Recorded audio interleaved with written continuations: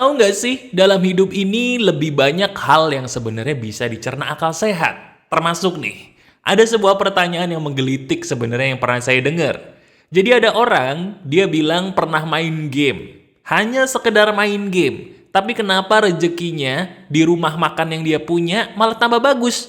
Padahal nggak ada hubungannya tuh antara main game dengan rezeki di rumah makan yang dia punya. Apakah itu magis? Bukan. Itu adalah sebuah hal yang ada kaitannya dengan hukum tarik-menarik atau pikiran adalah doa. Mau tahu? Ini penjelasannya menarik nih, sangat menarik. Kita bahas.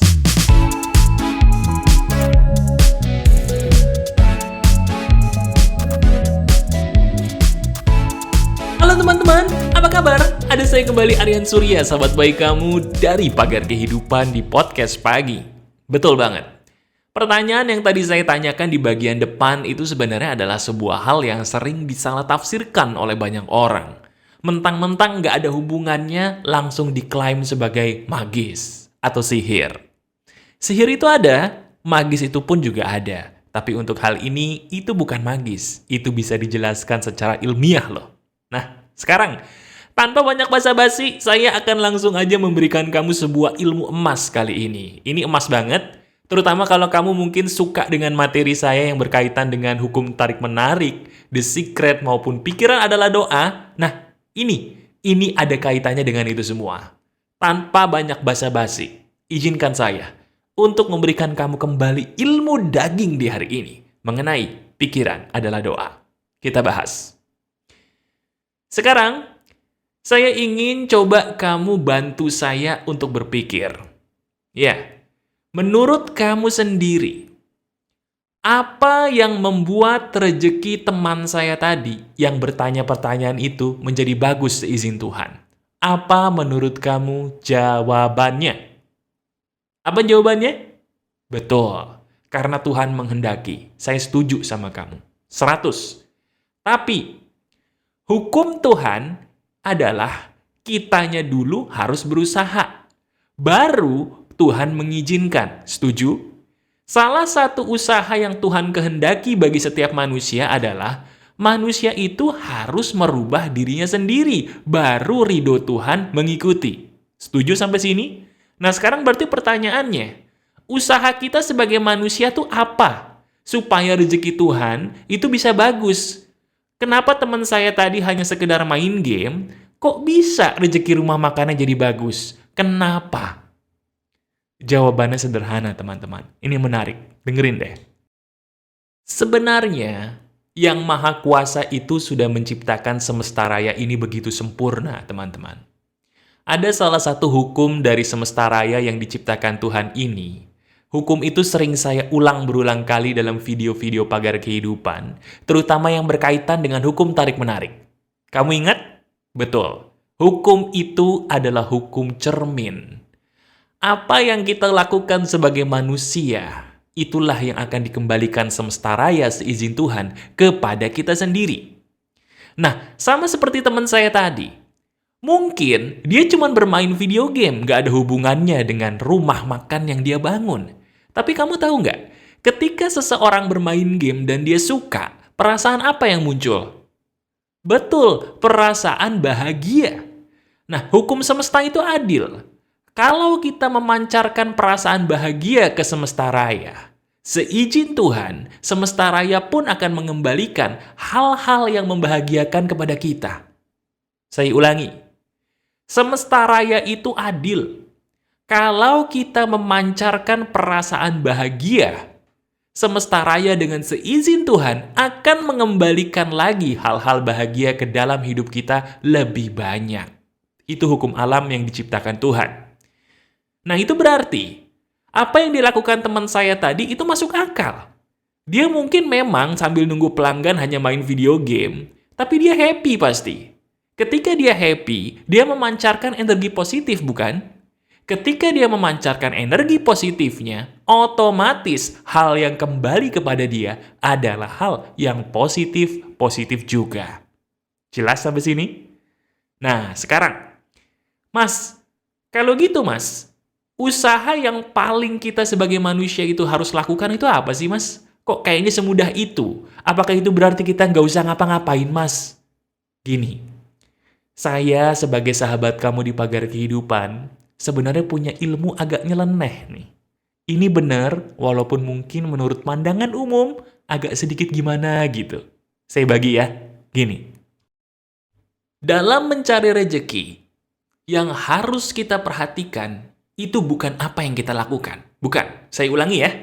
Dalam mencari rejekimu, yang harus diri kamu, diri kita perhatikan, nomor satu itu bukan apa yang kita lakukan.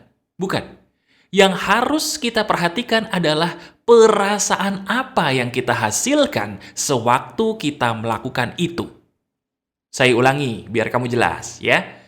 Nomor satu, hal yang harus kita perhatikan kalau kita sedang mencari rejeki. Nomor satu, jangan perhatikan apa sih yang kita lakukan. Itu nomor dua. Yang nomor satu harus kita perhatikan adalah perasaan apa sih yang kita munculkan sewaktu kita mengerjakan itu loh. Kita mungkin boleh mengerjakan sebuah hal yang positif, tapi perasaan kita positif gak? Karena percuma, kalau kita melakukan hal yang positif, tapi perasaan kita negatif, itu nggak ada efeknya buat kita. Saya ambil contoh. Ini contoh yang agak nampar. Ibadah. Setiap orang semua 100% setuju kalau ibadah itu positif. Bagus. Tapi, hal positif seperti ibadah pun akan menjadi sia-sia bagi pelakunya kalau pelakunya tidak ada di situ hatinya. Betul nggak? Misalnya saya sebagai seorang muslim, ibadahnya yang sholat. Tapi kalau ketika saya sholat, pikirannya kemana-mana, saya garuk-garuk, nggak bisa kusyuk, nggak bisa fokus, saya nggak ngerti apa yang saya ucapin, batin saya kemana-mana, pikiran saya kemana-mana, ya sholat itu cuma formalitas belaka dong. Apa efeknya buat saya? Ya efeknya mungkin tidak sehebat kalau sholat saya fokuskan, saya kusyukkan hati dan pikirannya di situ. Bener nggak? Sama seperti mungkin yang Nasrani ke gereja. Ketika ada ceramah atau khotbah tidur. Bandingkan sama teman kamu yang ketika ada khotbah atau ceramah dia mendengarkan. Bagusan mana? Mendengarkan. Ibadah lain juga sama. Ketika dirinya ibadah, hatinya di situ, pasti hasil akhirnya lebih bagus buat dia. Kenapa? Karena kalau kita ingin beribadah, contohnya nih, hal yang positif, efeknya jadi positif buat kita, diri kita sendiri pun perasaannya harus ada positifnya dong. Gimana caranya supaya ibadah bisa ada efek positifnya? Pikirannya jangan kemana-mana, Bung. Jelas ya? Itu masalah ibadah. Nah, begitu juga dengan pekerjaan. Lihat deh, kita lagi mencari rezeki nih di hari ini atau di hari kemarin. Ingat-ingat, dalam kita mencari rezeki di satu hari penuh itu, perasaan yang paling dominan yang kita hasilkan itu apa di hari itu? Perasaan bahagiakah? Perasaan sedihkah? Atau perasaan biasa-biasa aja?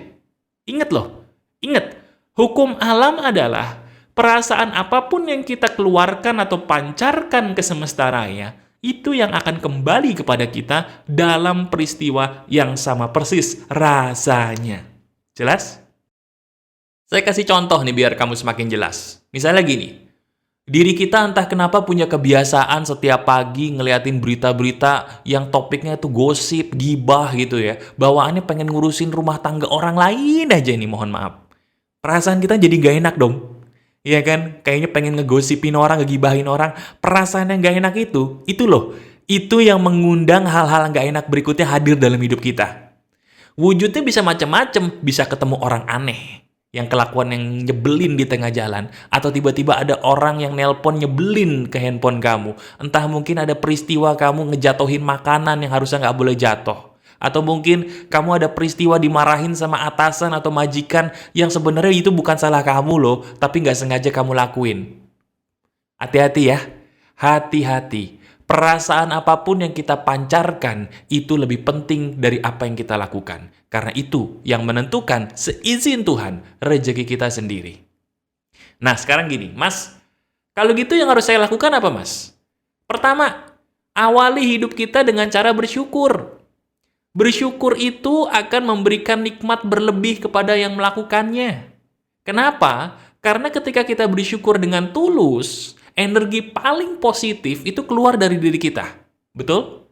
Ketika energi paling positif keluar dari diri kita, itu akan kembali loh kepada kita dalam bentuk yang sama spesialnya. Nah, sekarang saya kasih contoh biar kamu jelas. Misalnya gini, kamu ingin bekerja nih, misalnya sebagai apa? Sebagai pekerja kantoran dulu deh ceritanya. Sebelum bekerja, berdoa. Tapi awali doanya itu dengan terima kasih dulu. Sebelum minta macem-macem, terima kasih dulu sama Tuhanmu. Misal, ya Tuhan, saya bersyukur banget. Terima kasih, terima kasih, terima kasih atas kesehatan yang kau berikan. Saya bersyukur hari ini langitnya cerah. Saya bersyukur masih ada uang di bank. Saya bersyukur masih bisa makan pagi enak di hari ini, walaupun cuma nasi sama telur ceplok, tapi enak banget. Terima kasih Tuhan, terima kasih, terima kasih, terima kasih. Baru dari situ, berdoa minta apa? Lihat deh. Lihat perasaan apa yang kamu hadirkan. Rasanya itu entah kenapa, Mas. Begitu saya mengawali doa dengan terima kasih setiap hari, kok enak ya? Itu yang pertama. Nah, Mas, apakah cuma itu aja? Tidak. Setelah bersyukur, lakukan langkah yang kedua. Apa itu, Mas? Yang kedua ini yang paling maut. Dengerin. Coba kamu pikir-pikir ulang deh. Saya ulangi ya. Tolong pikir-pikir ulang. Hal apapun yang sedang kamu lakukan setiap hari, itu membuat dirimu menjadi manusia yang waras atau tidak waras. Saya ulangi ya. Coba renungkan. Pikir-pikir ulang. Dari satu hari penuh, kegiatan yang kamu lakukan, lebih banyak mana perasaan yang kamu hasilkan secara alami dari pekerjaanmu itu? Apakah dirimu tetap terjaga kewarasannya menjadi orang yang penuh sukacita, damai, sentosa? Atau kamu lebih sering kayaknya gak enak batin, Mas? Karena politik kantor yang gak sehat mungkin bagi kamu? Karena lingkungan kerja yang gak enak mungkin bagi psikologi kamu, bagi kehidupanmu? Atau mungkin pekerjaan yang kamu lakukan membuat kamu lebih banyak merasa kayak judi gitu loh. Rasanya tuh gak tenang, gak damai. Nah, pikir-pikir ulang deh. Pikir-pikir ulang untuk melakukan itu sebagai penghasilan atau cara kamu menghasilkan uang. Kenapa?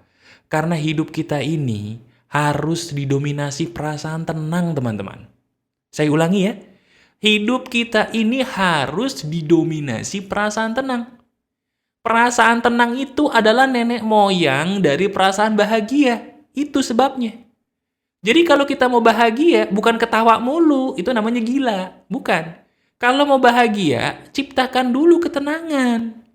Ketenangan dapat, baru bahagia datang. Kenapa? Karena bahagia itu adalah sesuatu hal yang dihasilkan dari ketenangan dulu. Sadar nggak sih? Sadar? Coba sekarang kita ingat-ingat. Bener nggak perkataan saya? Di mana kita bahagia, pasti di situ kita tenang dulu kalau kita sadar. Nggak mungkin kita tiba-tiba bahagia tapi nggak tenang dulu, itu aneh gitu. Kalaupun bisa gitu ya, taruhlah kita bisa bahagia di tengah-tengah situasi yang tidak tenang, tapi ujung-ujungnya cuma sesaat gitu. Habis bahagia gitu langsung sedih lagi. Pernah kayak gitu? Nah, itu disebabkan karena kita nggak tahu bahwa nenek moyang bahagia itu perasaan tenang. Jelas ya? Jadi mulai sekarang kamu sebagai sahabat saya udah tahu bahwa oh iya ya Mas, bener juga. Jadi penjelasannya Mas Arya nih masuk akal juga ya. Ada orang main game, rumah makannya laku, ternyata bukan karena dia pakai magis, bukan, karena dia happy. Ciptakan perasaan happy. Lakukan apapun yang membuat dirimu happy, maka hidupmu akan berubah seizin Tuhan total. Saya ulangi perkataan saya ini kesimpulannya ya. Lakukan apapun yang membuat dirimu happy dan bahagia. Selama itu halal dan tidak melanggar hukum negara, lakukanlah. Sewaktu kita menjadi orang yang banyak melakukan hal apapun yang membuat kita bahagia, seizin Tuhan, rezeki kita pun akan bahagia.